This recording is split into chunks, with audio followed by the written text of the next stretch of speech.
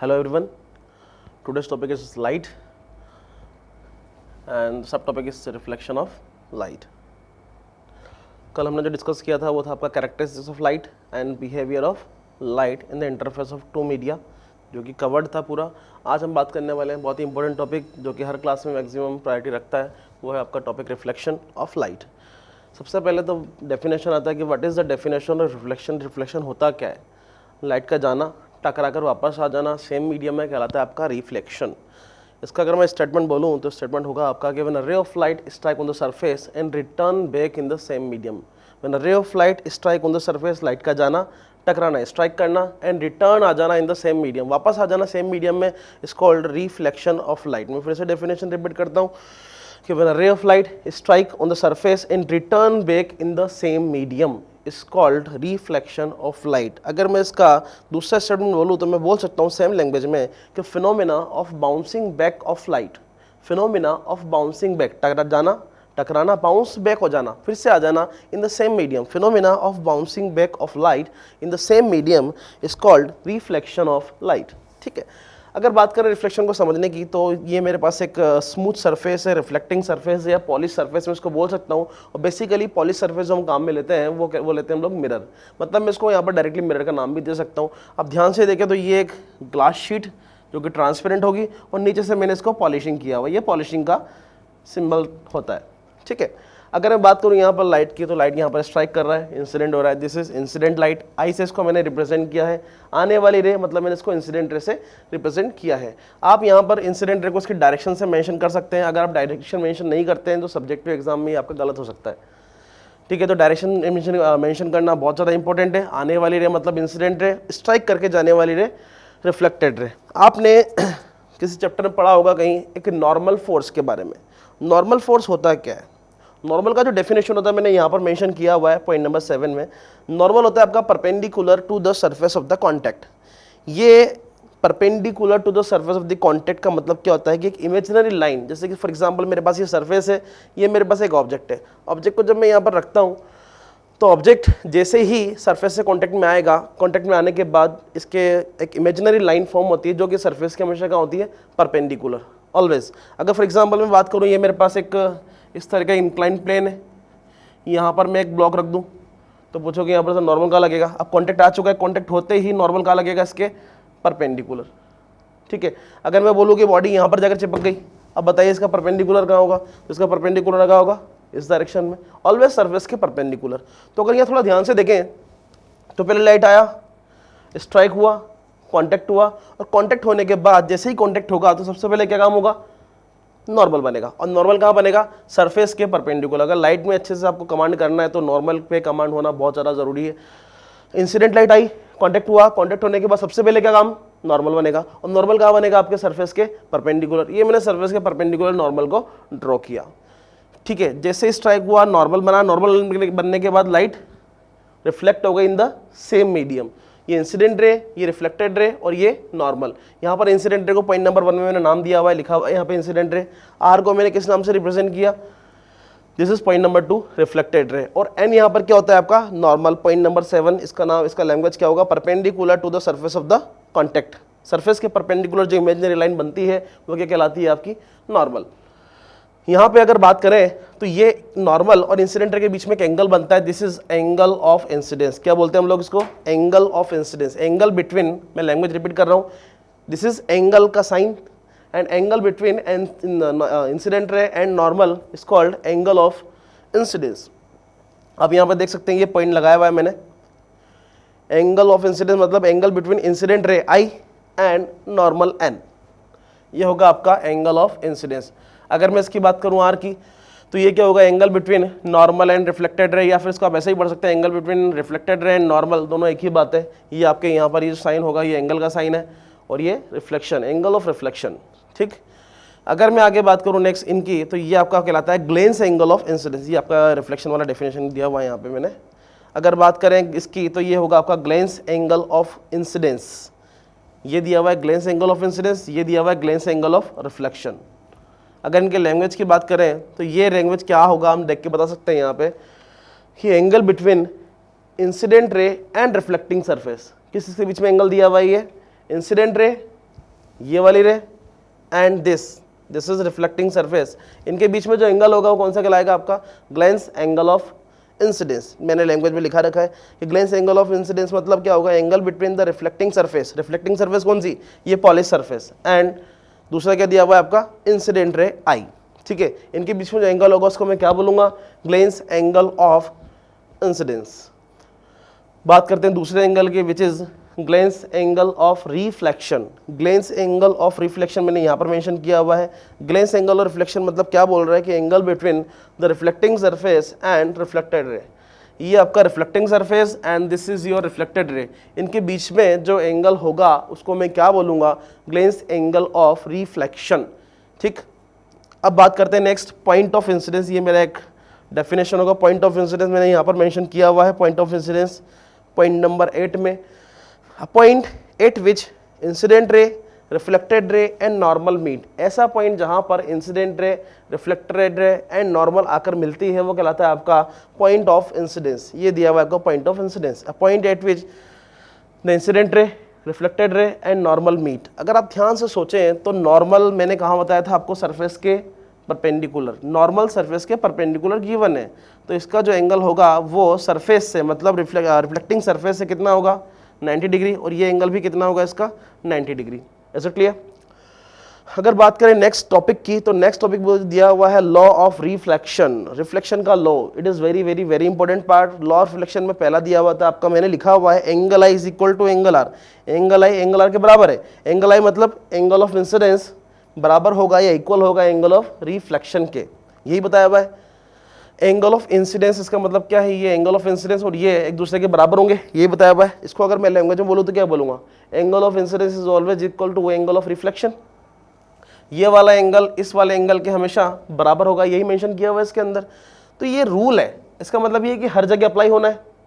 ठीक है, इसमें कोई बार्गेनिंग नहीं है कहीं अप्लाई होगा या नहीं होगा, ये एक रूल बना दिया मतलब ये अप्लाई होना ही होना है। बात करते हैं नेक्स्ट रूल की, incident ray I, reflected ray R and normal N always lie on the same plane. अगर बात करें, देखिए ये रिफ्लेक्टिंग सरफेस है, यहाँ पे आपकी इंसिडेंट रे आ रही है, नॉर्मल बना हुआ है और ये रिफ्लेक्टेड जा रही है, तो क्या ये सिर्फ एक ही प्लेन में कि दूसरे प्लेन में तो नहीं आ रही है, इसलिए एक रूल बना दिया गया। क्या बोला कि इंसिडेंट रे, रिफ्लेक्टेड रे, नॉर्मल हमेशा एक ही प्लेन में लाई करते हैं, कभी दूसरे प्लेन में लाई नहीं करते, कभी दूसरे प्लेन में नहीं आते। ये किसके लिए है, रिफ्लेक्शन का second rule. This is second rule, incident ray, reflected ray and normal always lie on the same plane. This is second rule of reflection. ठीक, इसके बाद हम यहाँ पे एक छोटा सा नोट मेंशन किया हुआ है और ये भी एक इंपॉर्टेंट पार्ट है। नोट में मैंने क्या बोला हुआ है कि when a ray of light incident normally, अगर मैं किसी सरफेस पे, जो कि ये मेंशन किया हुआ है ऑलरेडी, लाइट स्ट्राइक करे नॉर्मली सरफेस के परपेंडिकुलर, नॉर्मल मतलब सरफेस के परपेंडिकुलर लाइट आ रही है, ठीक है, स्ट्राइक होगा, सबसे पहला काम कांटेक्ट हुआ, और कांटेक्ट होने के बाद क्या होगा, जैसे ही मैंने बताया कि जब दो बॉडी एक दूसरे से कांटेक्ट में आएगी सबसे पहले क्या बनेगा, नॉर्मल बनेगा, और नॉर्मल कहाँ बनेगा, सरफेस के परपेंडिकुलर। तो मैंने बोला सबसे पहले कांटेक्ट हुआ, कांटेक्ट होते ही सबसे पहले क्या काम कि सर नॉर्मल बनना स्टार्ट हुआ, और जब नॉर्मल बना तो नॉर्मल बनने से क्या होगा, कांटेक्ट हुआ, कांटेक्ट होने के बाद नॉर्मल बना, और इसमें नॉर्मल बनते ही क्या होगा सर, रिफ्लेक्टेड रे निकलेगी, और रिफ्लेक्टेड रे कहाँ से निकलेगी वो देखना है। मैंने बताया रिफ्लेक्टेड रे यहाँ से निकलेगी, अब वो कैसे, अब ध्यान से देखें, मैं इसको फिर से बना देता हूँ। ये लाइट स्ट्राइक हुआ, कांटेक्ट हुआ, कांटेक्ट होने के बाद इनके बीच में जो एंगल होगा नॉर्मल बनने के बाद वो कितना होगा, एंगल आई कितना होगा। सबसे पहले एंगल आई, ये लिखा हुआ है यहाँ पे, angle between the incident ray and normal. आपकी इंसिडेंट रे सरफेस के परपेंडिकुलर, नॉर्मल भी कहाँ बनेगा, सरफेस के परपेंडिकुलर। अब इंसिडेंट रे एंड नॉर्मल के बीच में एंगल कितना, 0, ठीक है। आप ध्यान से देखिए, इसका रूल नंबर 1 क्या बोलता है कि जितना ये होगा उतना ही ये होगा, जितना एंगल आई होगा उतना ही एंगल आर होगा। तो एंगल आई अगर 0 होगा तो डेफिनेटली एंगल आर भी कितना होगा आपका, 0, ये फिक्स हो गया। मतलब एंगल आई अगर 0 तो एंगल आर भी 0। तो इंसिडेंट रे जिस पाथ से आ रही है तो रिफ्लेक्टेड रे भी क्या होगी, उसी पाथ से निकल जाएगी, रिट्रेस से तो वापस निकल जाएगी। तो मैंने लैंग्वेज क्या बोला कि when a ray of light incident normally, जब लाइट इंसिडेंट करेगी नॉर्मल से perpendicular to the surface, it reflected back with the same path. क्या होगा कि सेम पाथ से रिफ्लेक्ट करके वापस निकल जाएगी। ये इसका एक स्पेशल नोट है जो कि मेंशन किया जाता है। इस कंडीशन में क्या बोलेंगे आप, मैंने यहाँ पर लिखा हुआ भी है, angle I is equal to angle R is equal to कितना, 0, ठीक। यहाँ पर मैंने सारे पॉइंट मेंशन किए कर दिए हैं। कोई ये आपका इंसिडेंट रे है, आने वाली रे, ये आपकी रिफ्लेक्टेड रे जाने वाली रे, बीच में इमेजिनरी लाइन डॉटेड की थी मैंने, वो क्या होगा आपका नॉर्मल। हमने पढ़ा भी रिफ्लेक्शन, इसके कुछ लॉज। अब बात करते हैं इसके कुछ एग्जाम्पल के बारे में। सपोज मेरे पास एक एग्जाम्पल है, एग्जाम्पल नंबर 1 बेसिक एग्जाम्पल है। यहाँ पर एक मिरर गिवन है, मतलब आपकी रिफ्लेक्टिंग सरफेस गिवन है, और ये कंफर्म हो चुका है कि ये आने वाली, ये मार्क लगा हुआ है, मतलब ये इंसिडेंट रे है। अब इंसिडेंट रे ये होगा तो डेफिनेटली ये क्या होगा आपका रिफ्लेक्टेड रे, और ये क्या होगा आपका नॉर्मल। और क्वेश्चन में हमें जो गिवन है वो है आपका ये वाला एंगल, मतलब एंगल ऑफ इंसिडेंस, ये आपको गिवन है 30 डिग्री।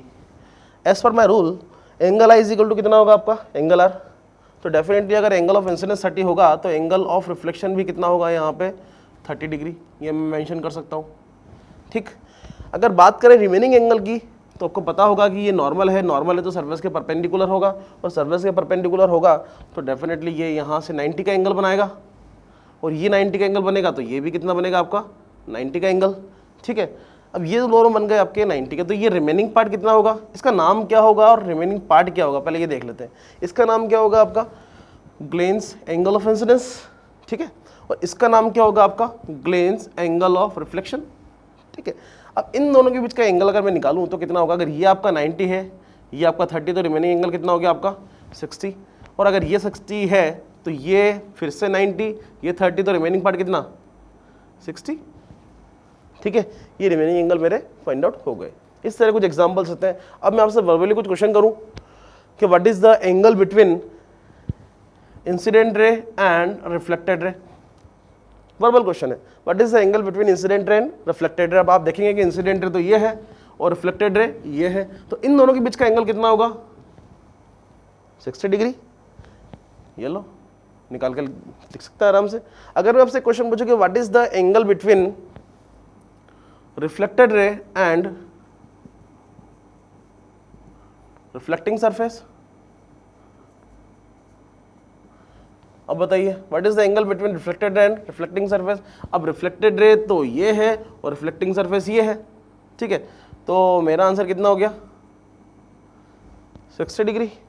लेकिन यहाँ पर एक कन्फ्यूजन होता है, रिफ्लेक्टिंग सरफेस ये भी है और ये भी रिफ्लेक्टिंग सरफेस है। मैंने ये मेंशन थोड़ी किया है कि रिफ्लेक्टेड रे के साइड वाले रिफ्लेक्टिंग सरफेस, तो यहाँ पर आपके दो आंसर बन सकते हैं डायरेक्टली कि angle between the reflected ray and reflecting surface, reflected ray ये है, रिफ्लेक्टिंग सरफेस ये है। एक आंसर होगा आपका 60 और एक आंसर होगा आपका 120। क्यों? क्योंकि सर ये तो होगा आपका 180, ये पूरा 60, इसमें इसको लेस करो तो ये वाला रिमेनिंग पार्ट कितना हो गया यहाँ से तक आपका 120। तो मेरे यहाँ पर दो आंसर हो सकते हैं, कोई प्रॉब्लम। बात करते हैं नेक्स्ट क्वेश्चन की, नेक्स्ट एग्जांपल की। यहाँ पर मुझे एक की जगह दो मिरर दिए हुए हैं, इसको मैं मिरर 1 कंसीडर करूँगा, इसको मैं मिरर 2 कंसीडर करूँगा। इसको 1 करने का कोई लॉजिक नहीं है, बस ये बोलूँगा कि यहाँ पर इंसिडेंट रे आ रही है तो पहले ये आएगा बाद में ये। इंसिडेंट रे आ रही है, कॉन्टेक्ट होगा, सबसे पहला काम जो कि हमेशा होता है नॉर्मल बनेगा। ये आपका एंगल 30 डिग्री दिया हुआ है, मतलब ग्लेंस एंगल ऑफ इंसिडेंस आपको 30 डिग्री दिया हुआ है, तो डेफिनेटली ये वाला एंगल कितना होगा आपका 60 डिग्री। जब ये 60 डिग्री है तो ये वाला भी कितना होगा आपका 60 डिग्री, और ये 60 तो ये वाला पार्ट कितना होगा आपका 30 डिग्री। मैंने चीज़ें निकाल ली, लाइट स्ट्राइक हुई, कांटेक्ट हुआ, यहाँ से लाइट रिफ्लेक्ट होकर वापस निकल जाएगी। मतलब इस मिरर के लिए for mirror 1 this is incident ray and this is reflected ray. यहाँ पर दोनों के बीच में मेंशन तो नहीं किया हुआ, लेकिन अंडरस्टूड है कि ये एंगल कितना होगा आपका 90, क्योंकि इसने एंगल बनाया हुआ है। ठीक है, ये 90 है, ये 30 है। अगर आप ध्यान से देखें 90 एंड 30, और ये तीसरा एंगल कितना होगा निकाल सकते हैं आप यहाँ से। टोटल कितना हो रहा है इनका 120। 180 से माइनस करूँ तो कितना आएगा यहाँ पे 60। अगर तीनों को कैलकुलेट करें 60 + 30 मतलब 90 है, 90 कितना हुआ 180। और आपको पता होगा ट्राइंगल का सम कितना होता है तीनों एंगल का, वो होता है 180 के बराबर। तो ये आपको 180 फिर से मिल गया, मतलब ये एंगल कितना होना है कन्फर्मली 60। अगर ये 60 होगा तो ये वाला पार्ट कितना होगा आपका 30, और ये 30 होगा तो ये भी कितना होगा आपका 30। ये दो 30 मिलने के बाद ये कितना मिलने वाला है आपको 60। यहाँ पे मैंने लगभग सारे एंगल निकाल लिए, कुछ भी पूछा आप डायरेक्टली आंसर निकाल सकते हो। ये आपका मिरर 2 है। मिरर 2 के लिए ये जो रे होगी वो इंसिडेंट रे होगी। क्यों? क्योंकि इसके लिए आ रही है। मिरर 1 के लिए ये रे रिफ्लेक्टेड रे, मिरर 2 के लिए ये रे इंसिडेंट रे, और ये रे क्या हो जाएगी रिफ्लेक्टेड रे। अगर बात करते हैं एग्जाम्पल 3 की, एग्जाम्पल 3 में आपको 3 मिरर दिए हुए हैं, मिरर 1, मिरर 2, मिरर 3। मिरर 1 पे लाइट स्ट्राइक हो रही है, मतलब ये इंसिडेंट रे है। ये आपका 30 डिग्री एंगल दिया हुआ है। ये आपका अगर नॉर्मल डालूँ तो ये कितना होगा 60, ये कितना होगा 60, और ये कितना होगा आपका 30, और ये रिफ्लेक्टेड रे। कैलकुलेट कर सकते हैं आप आराम से।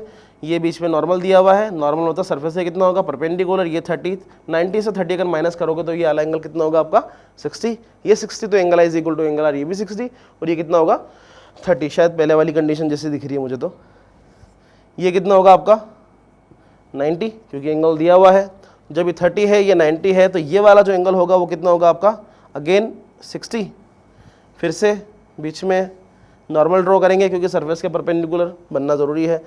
30, ये 60, तो ये वाला पार्ट कितना होगा आपका 30, ये वाला पार्ट भी कितना होगा आपका 30 और ये वाला पार्ट कितना होगा आपका 60। यहाँ पर अगर ध्यान से देखें तो मिरर 2 के लिए ये रे जो होगी वो इंसिडेंट रे होगी और ये रे जो होगी वो क्या होगी रिफ्लेक्टेड रे। 60 एंगल 60 एंगल, ये 60 ये 60, तीनों ट्राइंगल का सम कितना होगा 180। अभी कितना हो रहा है 60 + 60 मतलब 120, तो रिमेनिंग कितना होना चाहिए था 60। तो डेफिनेटली ये वाला जो एंगल होगा वो कितना होगा यहाँ पे 60 डिग्री। ये इस मिरर 3 के लिए इंसिडेंट रे होगी, ये आपका बन गया 60 डिग्री। सरफेस के परपेंडिकुलर फिर से एक लाइन, मैं इसको सही से ड्रॉ कर देता हूँ, परपेंडिकुलर एक और लाइन, ये 60 है तो ये वाला पार्ट अगेन 30, ये वाला part again 30, because angle is equal to angle R होना है। यहाँ पे कितना होगा आपका अगेन 60 डिग्री। ठीक है, अब मिरर 3 के लिए ये रे अगर इंसिडेंट रे है तो ये वाली रे कितनी होगी 60 डिग्री, सॉरी ये रे क्या होगी आपकी रिफ्लेक्टेड रे। अगर बात करें तो ये आपका क्या बन रहा है क्वाड्रिलेटरल। क्वाड्रिलेटरल में ध्यान से देखें तो तीनों एंगल का सम कितना होना चाहिए आपका 360 के बराबर। 360 के बराबर होगा, मैं इसको कैलकुलेट करता हूँ। ये टोटल कितना हुआ आपका 120, ये टोटल कितना हो रहा है आपका 60, ये टोटल कितना हो रहा है आपका 60। अगर कैलकुलेट करें तो 120 + 60 + 60 मतलब हो रहा है आपका टोटल 240। 360 से अगर मैं कैलकुलेट करूं 240 को माइनस करूं तो मेरे पास वैल्यू आने वाला है 120। मतलब रिमेनिंग जो एंगल होगा वो कितना होगा आपका 120 के बराबर। मतलब रिमेनिंग एंगल कौन सा हुआ ये वाला, और ये वाला एंगल कितना हो रहा है मेरे अकॉर्डिंग 120 के बराबर। ठीक है, अब ये एंगल अगर 120 हो रहा है, अब ध्यान से देखें ये एक पूरी लाइन है और एक लाइन पे अगर कोई एंगल बनता है तो वो कितना होता है ये तो आपको पता ही होगा 180 के बराबर। ये लाइन है, लाइन पर एंगल बन रहा है टोटल 180 ये से ये रिमेनिंग वाला एंगल है 120, तो रिमेनिंग एंगल कितना रहा आप ध्यान से बता सकते हैं। 180 से आप माइनस कर देंगे 120 को तो ये कितना बचेगा 60। इट मीन्स ये वाला एंगल कितना रहा आपका 60 degree. This is your answer. मतलब मुझे जो फाइंड करना था वो मुझे मिला कितना 60 डिग्री इज आंसर।